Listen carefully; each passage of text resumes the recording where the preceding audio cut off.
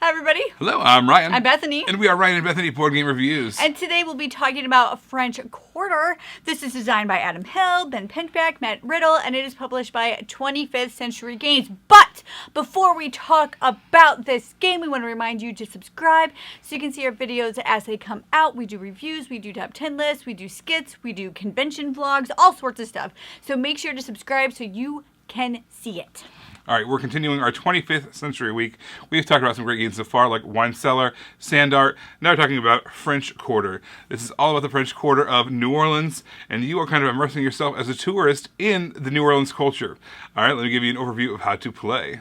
All right, here is our setup for French Quarter. Every player is going to get 2 of these pages, 1 each, and then we have these 6 decks over here shuffled up. Those are our different modes of transportation. We're going to be moving around on our board over here. Each person is going to have their own little meeple there. They're kind of moving around on their own personal board. Each one of those movement styles does the exact same thing as far as movement on the board. However, they're all going to have different symbols they're going to be using to cross off things over on this side of the board over here that is going to get you points. So that's the first thing we're going to do each round, is we're going to do the planning phase where we flip over the top card of each one of these decks. So this far left card over here, this is the walk card. It says you can move 1 to 2 spaces. Every card in that deck is always going to say move 1 to 2 spaces, but that little symbol in the middle there, that's going to be different on each one of the cards. So the next thing we're going to do is we're going to take the dice, and we're going to roll these up. And we're going to put them next to their associated cards. So now we're into the travel phase. During this phase, all the players are going to get a chance to draft one of these dice. In fact, we're going to do that twice. So we're going to draft 2 different dice. We're going to move around the board accordingly, check off all the things that we've done, all the different things that we've visited, all the things that we've met. All that stuff is going to happen right over here on this side of the board. Also, at the same time, what we've got going is we've got a parade moving around throughout the city. This is called the second line. This is one of those kind of street parades that you see popping up in New Orleans. So what we're going to do is we're going to roll a die. It's going to tell us where our second line parade is going to start. So we rolled a 4 there. We're going to find the 4 and circle that. All right, so now it's our turn to draft a dice. Let's go ahead and draft, let's hit a socialized dice. It's going to allow us to move 1 space. So we're going to let's go down this way over here. And then also, we have these symbols over here on that card. We're going to find those symbols over here, and we're going to cross them off. We did some partying, and we did some shopping. Next, we're going to look at the building that we landed on, and we're going to see if there's any symbols there. In this case, yes, there's a little mysticism symbol. So we're also going to go to the mysticism and cross the symbol off of that as well. The last thing we're going to get a chance to do is we're going to map our place on the board. So what we're going to do is we're going to figure out what we rolled here, in this case a 4, and we're going to write it down on the building where we landed. From here on out, if we ever land on a building adjacent to that, and it is within 1 number of that, we're going to be able to map that location as well. The more locations we map, the more, at the end of the game, the more points we're going to be awarded based off of our multipliers over on this side of the page. Keeping that in mind, for our next thing, what we might do is we might draft a walk dice. We can move 1 to 2 spaces. Let's just move 1 space right next door. And we'll be able to map a 3 because it is within 1 of the 4 there. As always, we're also going to cross off the sign over here. There's some food that we ate. And then also we're going to go to our building and cross that off. In this case, it is a instrument. This is a performer. So we're going to cross off this performer over here. So all the different activities we can do, we're going to move forward on that track. The performers, we're going to move down on this track. The performers, the way they work is the more you filled out, you've seen both of them, that there's 2 of each slot, 2 saxophones, 2 trumpets, 2 tubas, whatever the case is.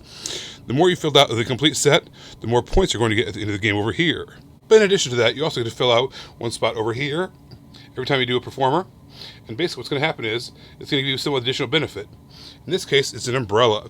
So we cross off an umbrella there, so we can fill out an umbrella on the umbrella chart.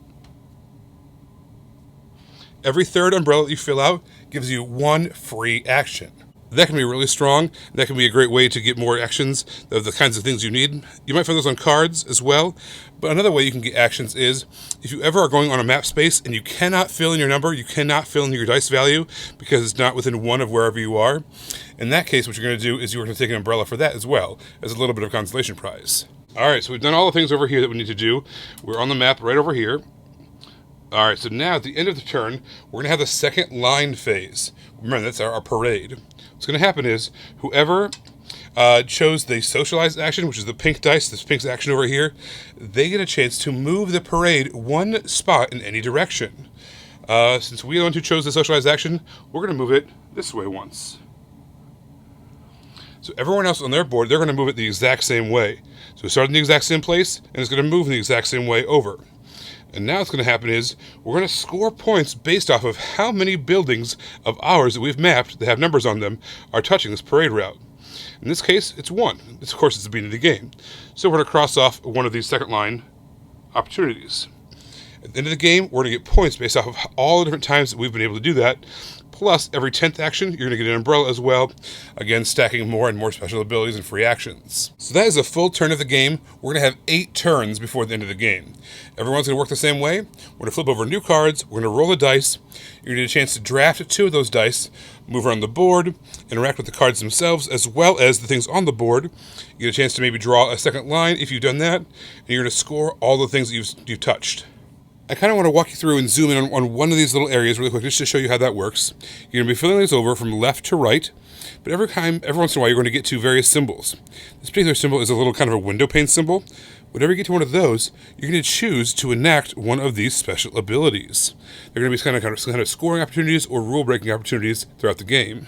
When you come across one of those symbols, what you're going to do over there is you're going to cross off the top of the scoring multiplier. So if you ever got to that point, you'd cross off that, and you'd have a one-time multiplier. What that means is, on Decatur Street, which is what this kind of route is, every house that you have mapped, every house that has a number on it, you're going to get 1 point for each of those. If you've kind of gone further out here and you've got 2 or maybe even 3 of those filled out, you're going to multiplier of 3.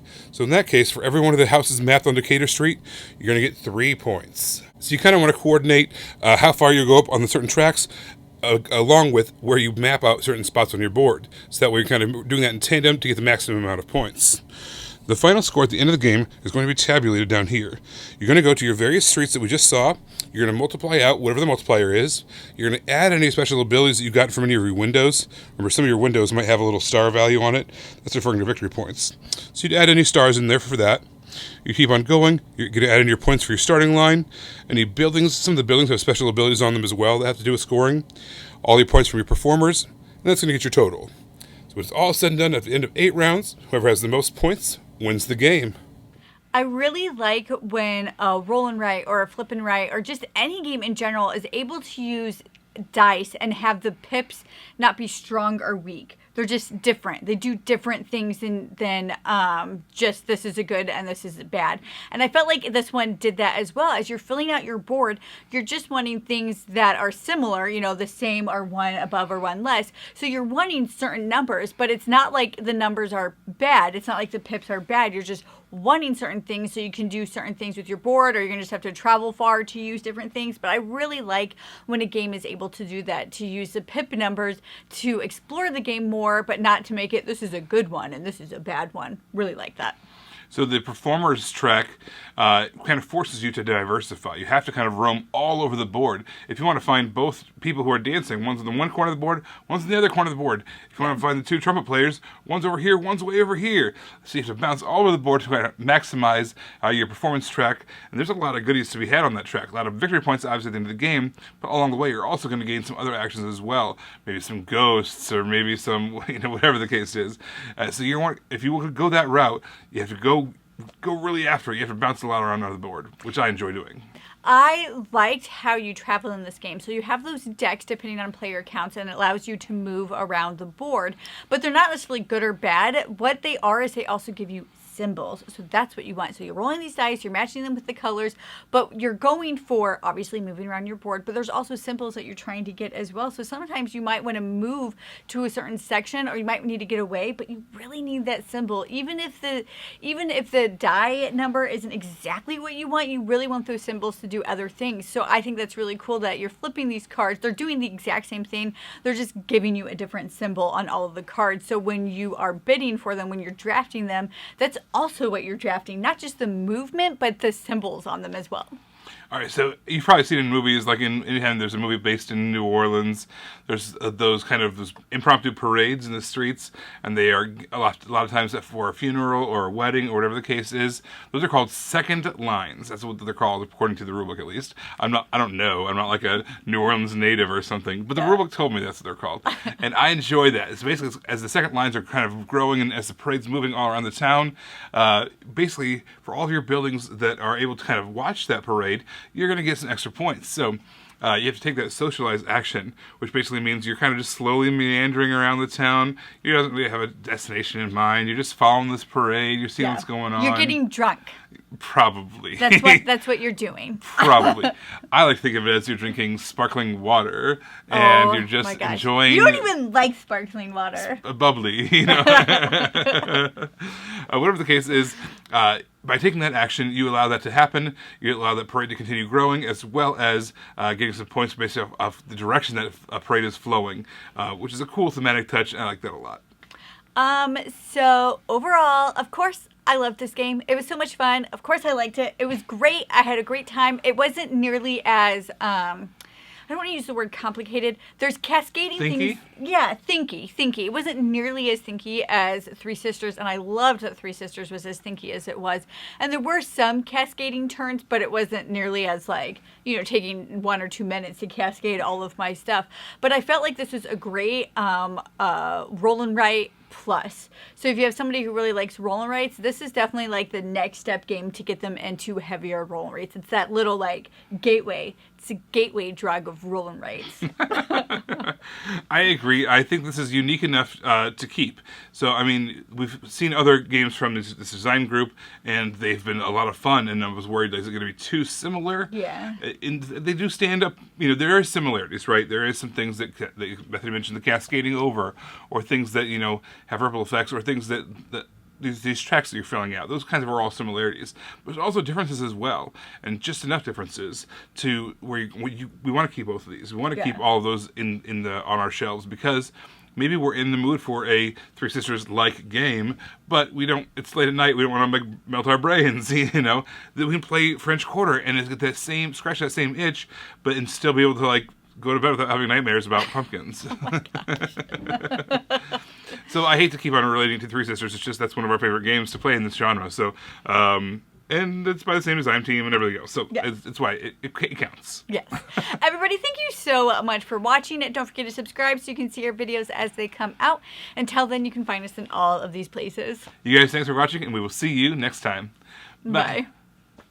You guys, thanks so much for watching. This game was provided to us by a publisher in exchange for a fair and honest review. And if you want to see more stuff, check out over here to see something we think you might like. And over here, we think that YouTube has picked out a great video for you you're going to love.